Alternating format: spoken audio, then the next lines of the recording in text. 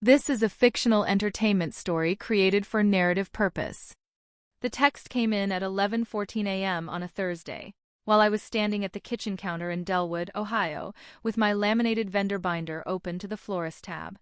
I read it once. I set my phone face down on the counter beside the binder and looked at the tile backsplash for a long moment. The one I had chosen, the one Marcus had said was too plain, the one I had ordered anyway because I was the one who wrote the check. The kitchen was quiet. The refrigerator made its low, cycling sound. Outside, a truck passed on the street and the window above the sink held a brief vibration and then let it go. The letters were still printed behind my eyelids when I looked away. Not the words themselves so much as the spacing. All capitals, no punctuation after the period except another period, as though Marcus had typed the sentence and then decided to type it again in a different form. A second message sat below the first. This one from Diane, his mother, sent from her own phone 11 seconds later, as though they had been sitting together when they decided. This family doesn't want you there. Your presence makes us look low class. Something went solid and flat in my chest, not hurt, not the thing that comes before crying, not anything I could have labeled cleanly, just a weight, a low specific pressure, the way a room feels when someone has recently left it and the air has not yet adjusted. I looked at the binder. My name was printed in the top right corner of every tab divider. Elena Marsh, Vendor Coordination.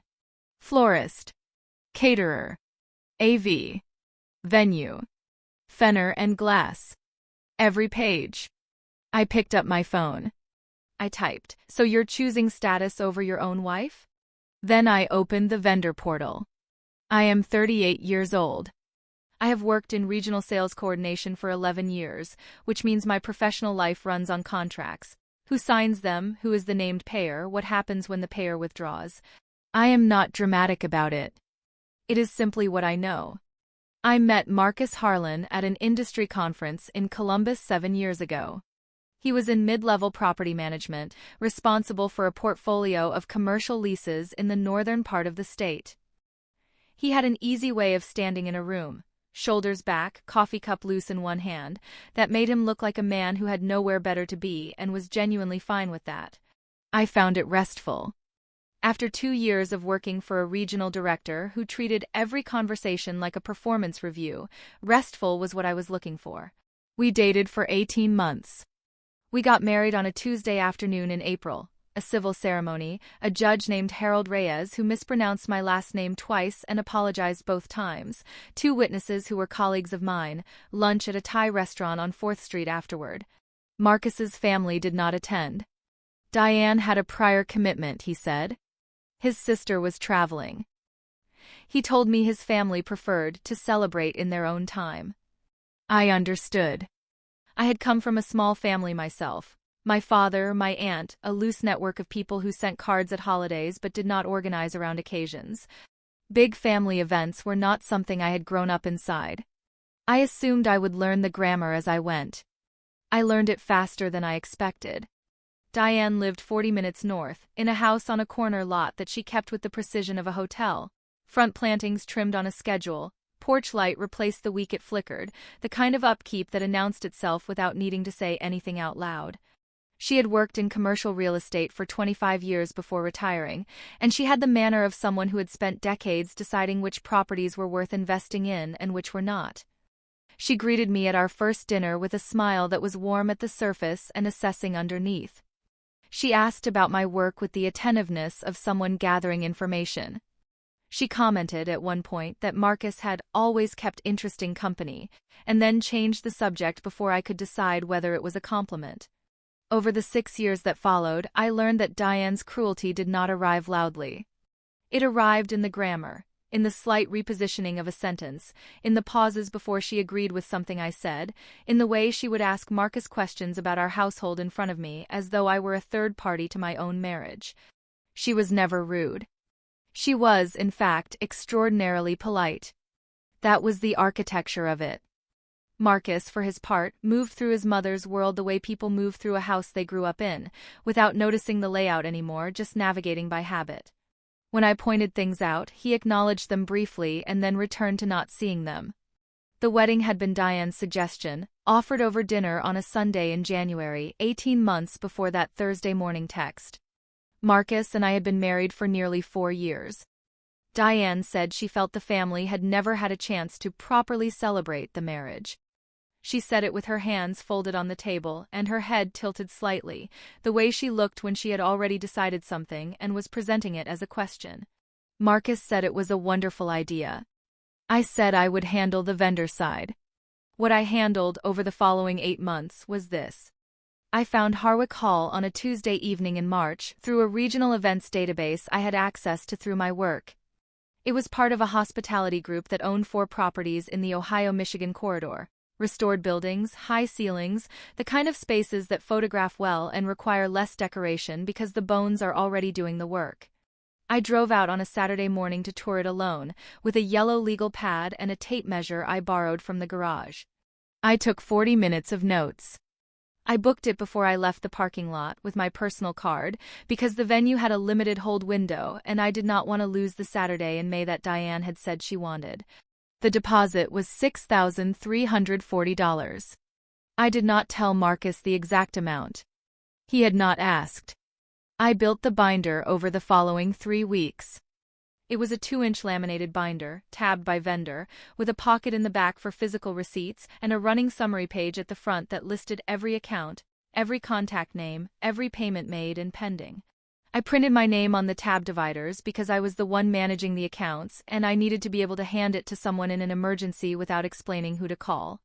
The florist negotiation took 4 conversations over 2 weeks because Diane changed the color palette between the second and third call, from ivory and sage to ivory and dusty rose, and the florist needed to resource several items.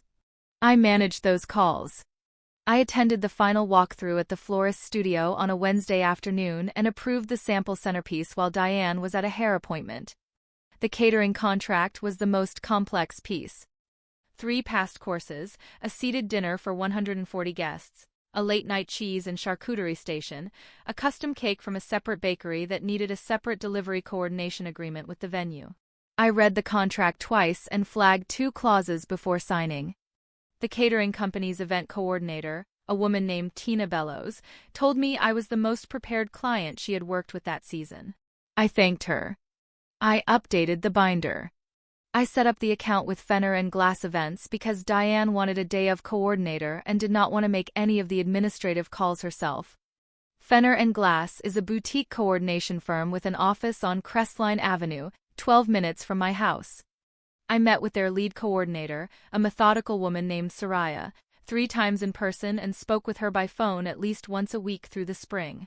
She had my cell number saved under Elena, Harlan Wedding.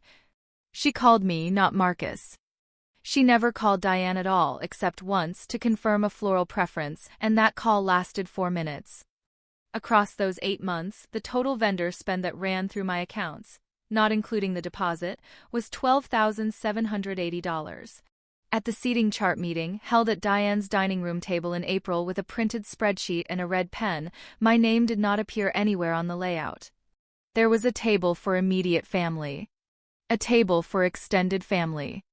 A cluster near the back for other guests. No Elena. I asked Marcus about it in our kitchen that evening. It's a family event, he said, not looking up from his phone. I'm your wife, I said. You know what I mean, he said. I looked at the back of his head for a moment. Then I went to update the binder.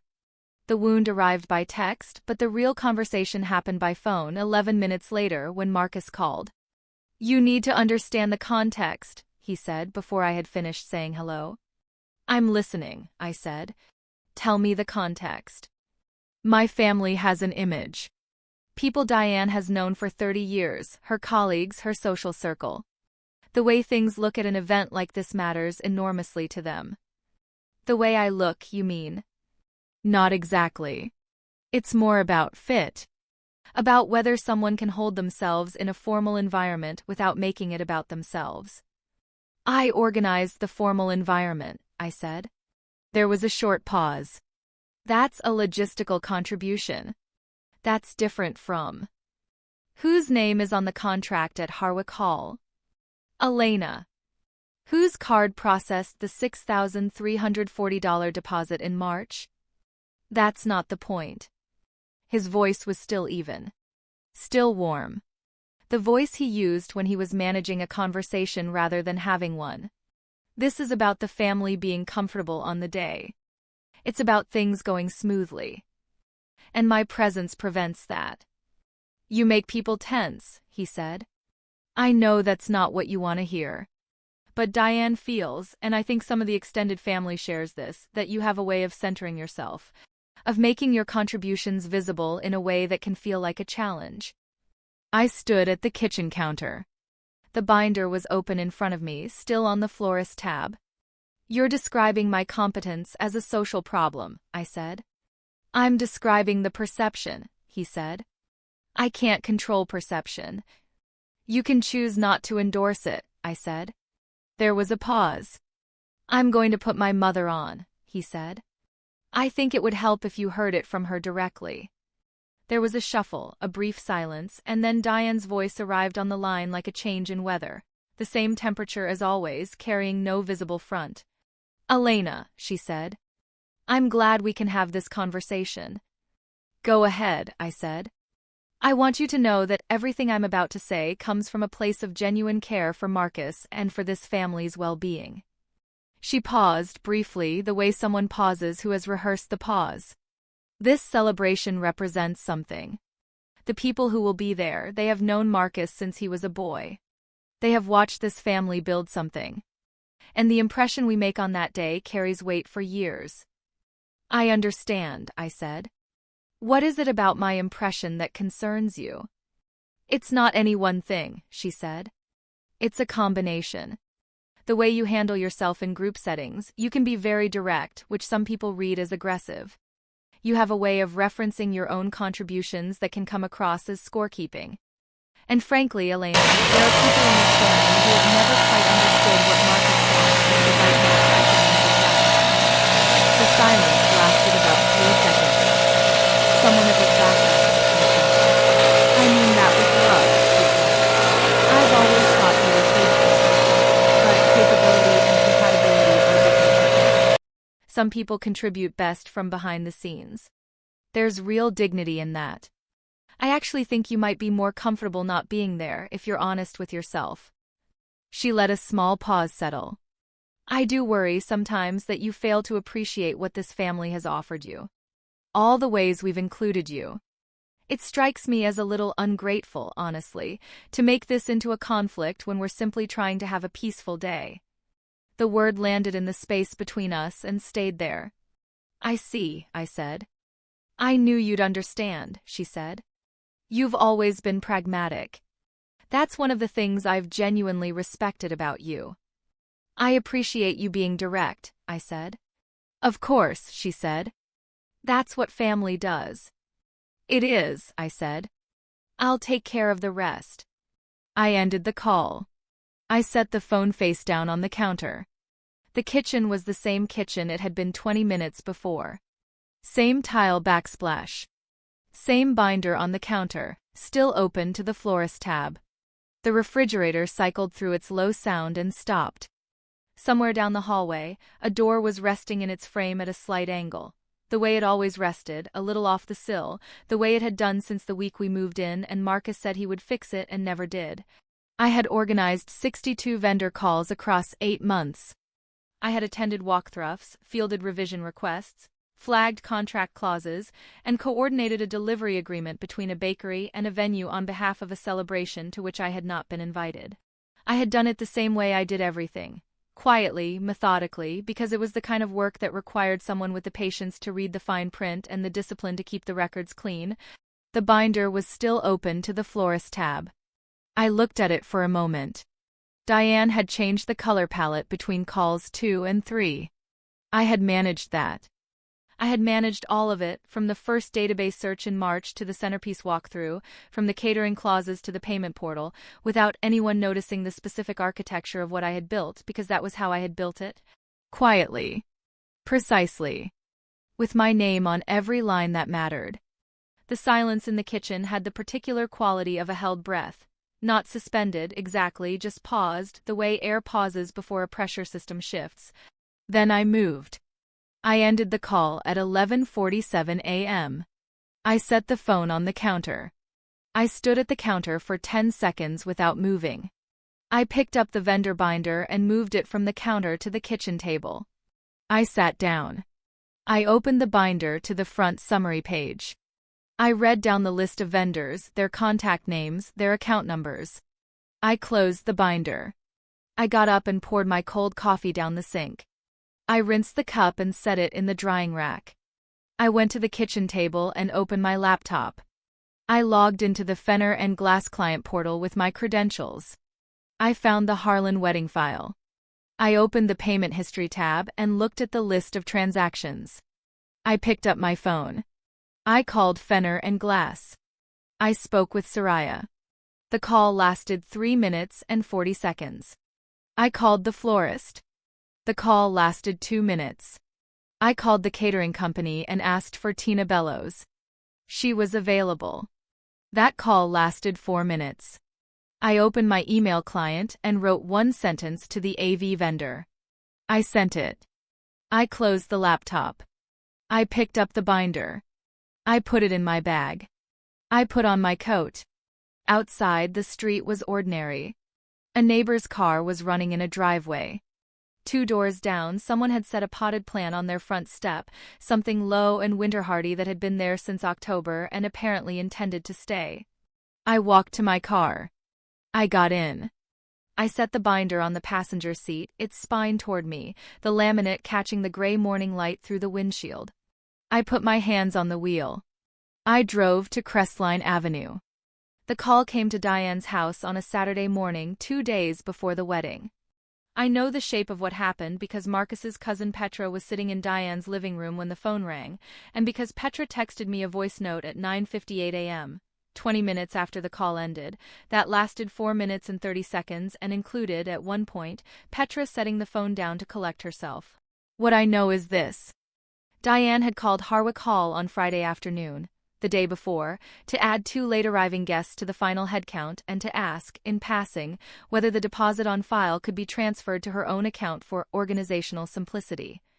She had explained to whoever answered that she was the host of the event. Gerald Foss called her back at 9:17 a.m. Saturday. He was the CEO of the regional hospitality group that owned Harwick Hall, and he had a policy. Any change in payment status on a large event booking, account transfer, deposit reassignment, cardholder modification, he called the primary account holder personally. Not a coordinator. Not an assistant. Him. Petra said the phone rang while Diane was standing in the kitchen doorway with a cup of coffee, talking to Marcus's aunt about the centerpieces. Is this Mrs. Harlan? Gerald Foss asked, when Diane picked up. It is, Diane said. I understand you've requested some modifications to the Harlan event account, he said. I'm calling to clarify a few things before we make any changes. Of course, Diane said. Her voice, Petra said, had its usual quality. Composed, executive, the voice of someone accustomed to being the decision-maker in a room. Are you Elena Marsh? Gerald asked. A brief pause. No. I'm Diane Harlan, the mother of the groom. I'm the one hosting this event. I see, Gerald said. Then I'm not able to make any account modifications for you, Mrs. Harlan. The booking for this event is held in the name of Elena Marsh. The deposit, the vendor coordination records, all correspondence, everything on this account traces back to Ms. Marsh. She's the sole authorized account holder. Diane said there must be some misunderstanding. She said she had been involved in the planning from the beginning. I don't doubt that, Gerald said. But involvement and account ownership are different things. Ms. Marsh opened this account in March. The deposit of $6,340 processed on her card on March 14th. I had the opportunity to speak with her personally at a Fenner and Glass event in the spring. She is, unambiguously, the client. I am the mother of the groom, Diane said again, and Petra said that the second time she said it, it sounded less like a statement and more like a question she hadn't meant to ask out loud. I understand, Gerald said. And I want this to be a wonderful event for your family. But I'm not authorized to make any changes to this account without Ms. Marsh's direct instruction. If she'd like to make modifications, she's welcome to call us." There was a silence on the line. "Whose card," Diane said slowly, "is currently on file for the venue?" "Ms. Marsh's," Gerald said. "As I mentioned." Petra said that after Diane hung up, she sat down in the armchair beside the window. Just sat down. Didn't say anything for almost a minute. I was parked outside the Fenner and Glass office on Crestline Avenue when Gerald Foss called me. My phone was on the passenger seat. I reached into my bag, past the folder of printed vendor confirmations, and took the phone out. I opened the call and put it to my ear. Gerald explained what had happened, briefly and without editorializing. He said he wanted to notify me as a courtesy, and he asked whether I would like to make any changes to the account. I pulled the vendor binder from the passenger seat. I opened it to the back cover. I reached into the pocket and took out the county-stamped payment receipt envelope. Flat, slightly creased at one corner, my name typed in the payer line, Harwick Hall's address below it, the date stamp from March 14th in the upper right corner. I unfolded the receipt inside and laid it open across the top of the binder, which I set flat on the steering wheel. I looked at my name on the payer line. "No changes," I said. "Cancel the event." A brief pause. "Are you certain, Ms. Marsh?" "Yes," I said. He confirmed the cancellation. He told me the deposit was non-transferable under the standard venue policy. He told me that per the contract terms I had negotiated, terms I had read twice before signing, all remaining vendor payments made through my accounts were refundable within 14 business days to the original card. I thanked him. I ended the call. I sat in the car. The Fenner and Glass office had its lights on inside. A woman I didn't recognize was crossing behind the front window. What I did not feel was triumph. What settled into my chest was something quieter and more specific, the particular weight of a decision that had always been available and that I had simply, finally reached. She had called me ungrateful. She had said some people contribute best from behind the scenes, as though the scenes themselves appeared without anyone building them. She had explained in her careful weather report voice that presence and contribution were separate categories, that I belonged to the second and not the first. What I had done, every payment, every vendor call, every contract clause I flagged, was not invisible. It was on file in a county-stamped envelope, in a database that a CEO called directly when someone tried to rearrange it. The account was mine. It had always been mine. I had simply waited for someone to ask. That was 14 months ago.